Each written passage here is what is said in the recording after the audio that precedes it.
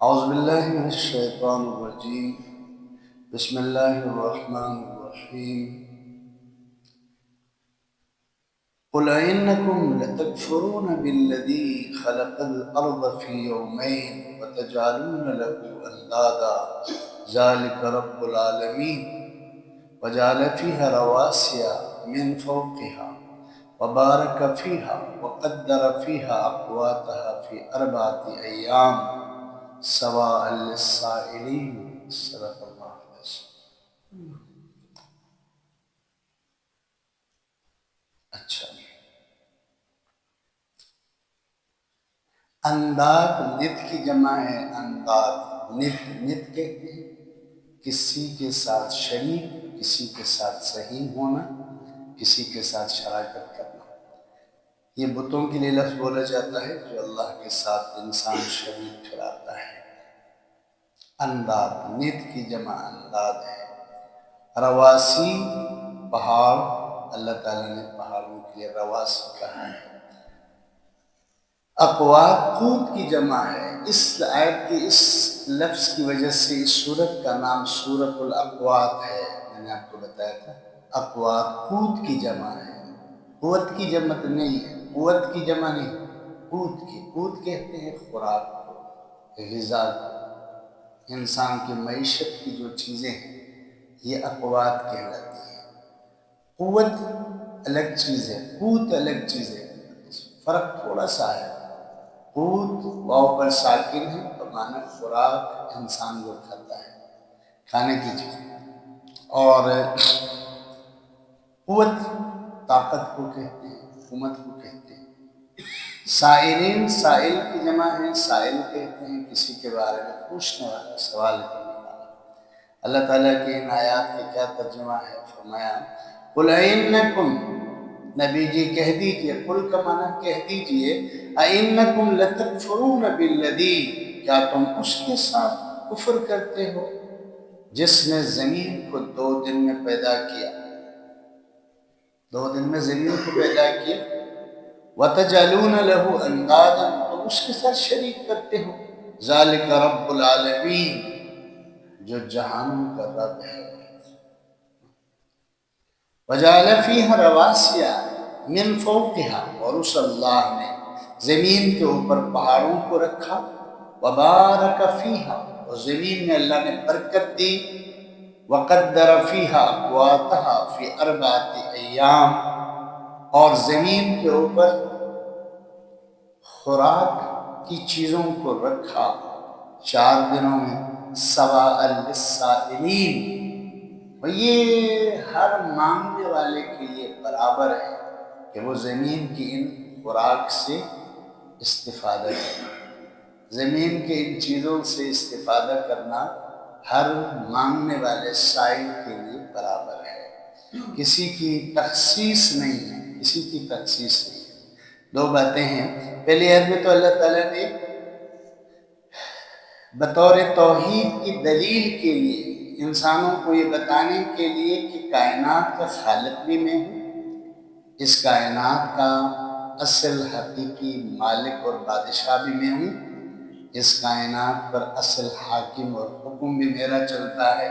یہ بتانے کے لیے بتایا کہ کیسے تم اللہ کے ساتھ کفر کرتے ہو جس نے تمہارے لیے زمین کو 2 دن میں پیدا کیا. یاد رکھو زمین اتوار اور پیر کے دن 2 دن ہیں، یہ حدیث میں آتا ہے. اتوار اور پیر کو اللہ نے زمین کی تخلیق کی. پھر منگل اور بدھ کو اللہ تعالیٰ نے اس کے اندر انسان کی زندگی کی ضروریات کو زمین کے ساتھ اللہ نے منسلک کر کے ان تمام چیزوں کو پیدا کی جو انسان کی ضروریات ہے اس جسم. 2 دن میں زمین پیدا ہوئی. 2 دن میں یہاں کی چیزیں، یہاں کے نباتات ہیں، جمادات ہیں، یہاں کے پہاڑ ہیں، یہاں کی ساری چیزیں اللہ نے جو 2 دن میں. منگل بدھ کو اللہ نے پہاڑوں کو پیدا کیا، درختوں کو پیدا کیا، فصلوں کو زمین کے اندر اگانے کی طاقت کو اللہ نے فرمایا یہ زمین کے اندر اگنے کی طاقت اللہ کی دی ہوئی برکت ہے.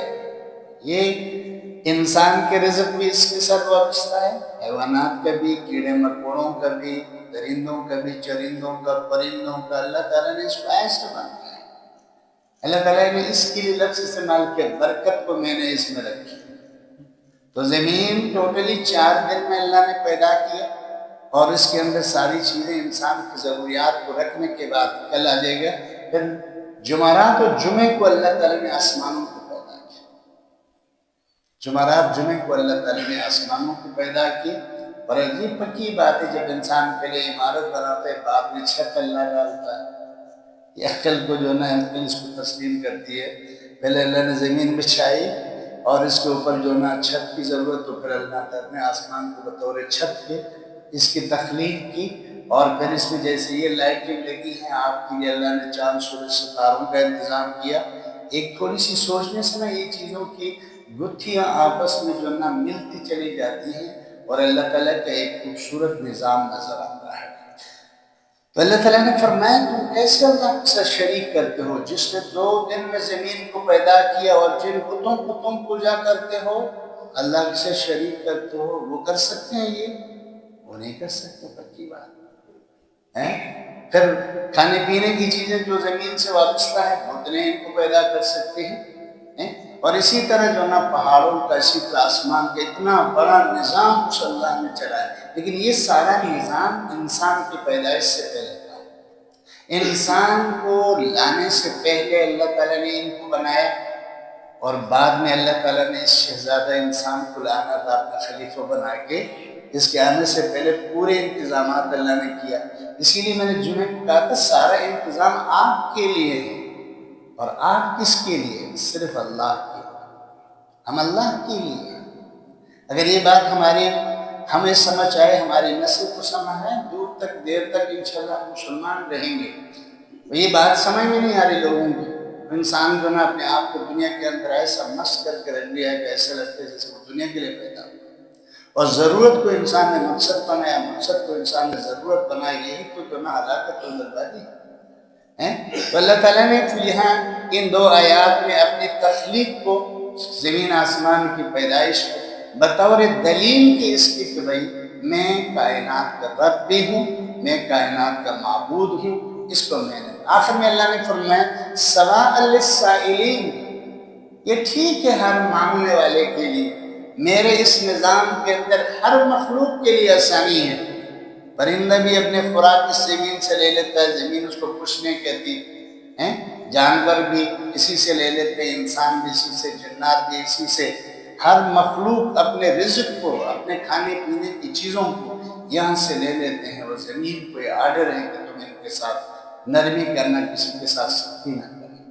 سواء للسائلین کا یہ معنی ہے کہ اللہ تعالیٰ نے جو مانگنے والے ہیں رزق، جو مانگنے والے ہیں صحت، جو مانگنے والے عافیت، اس کے اندر اللہ نے ایسا نظام چلایا ہے، اس کے اندر سب کے لیے آسانی ہے۔ اچھا، رجب کا مہینہ شروع ہوا ہے۔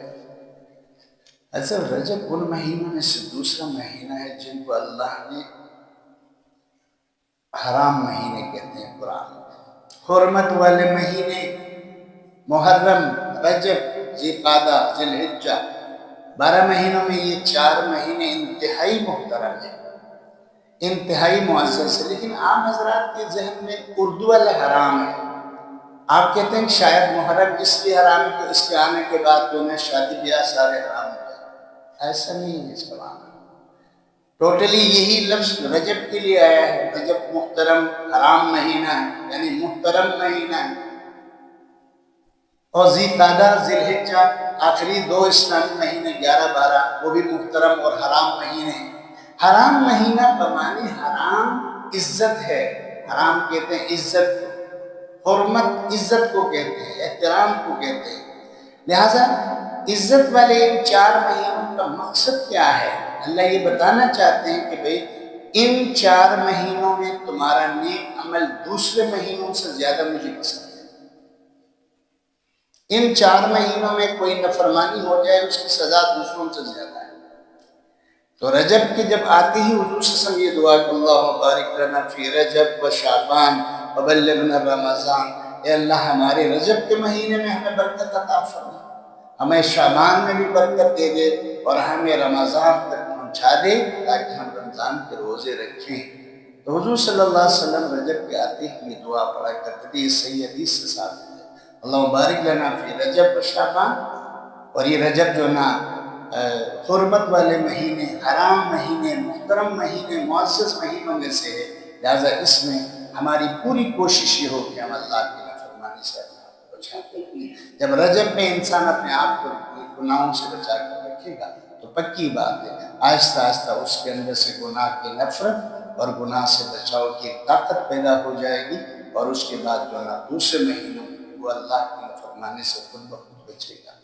تو اس معزز اور محترم مہینے کو اللہ تعالی ہمارے لیے باعث برکت بنائے، اور رجب میں برکت، شعبان میں برکت، اور پھر اس برکت کے ساتھ رمضان تک اللہ تعالیٰ پہنچا کے رمضان کے روزے نصیب فرمائے۔